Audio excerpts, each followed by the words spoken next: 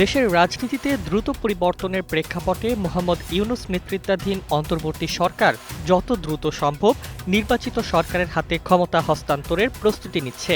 প্রধান উপদেষ্টার কার্যালয়ের সূত্রে জানা গেছে, আগামী সোমবার বা মঙ্গলবার নবনির্বাচিত সংসদ সদস্যের শপথ অনুষ্ঠিত হতে পারে। আর যেদিন এমপিরা শপথ নেবেন সেদিনই নতুন প্রধানমন্ত্রী ও মন্ত্রিসভার সদস্যরাও শপথ নিতে পারেন।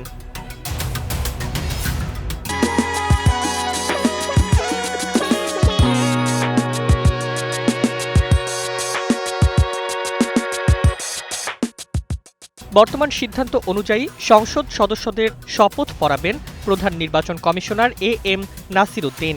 সংবিধান অনুযায়ী প্রথমে শপথ পড়ানোর দায়িত্ব স্পিকারের। তবে দ্বাদশ জাতীয় সংসদের স্পিকার শিরীন শারমিন চৌধুরী পদত্যাগের পর থেকে প্রকাশ্যে না থাকায় বিকল্প ব্যবস্থা হিসেবে সিইসির মাধ্যমে শপথের প্রস্তুতি নেওয়া হচ্ছে।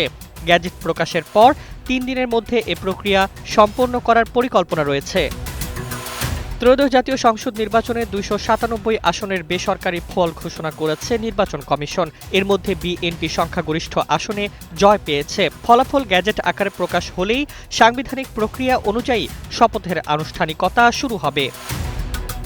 সংবিধানের ১৪৮ অনুচ্ছেদ অনুযায়ী নির্ধারিত ব্যক্তি শপথ পড়াতে ব্যর্থ হলে পরবর্তী ৩ দিনের মধ্যে সিইসি শপথ পড়াতে পারবেন। এ বিধানকে সামনে রেখে দ্রুত ক্ষমতা হস্তান্তরের পথ সুগম করতে চায় সরকার।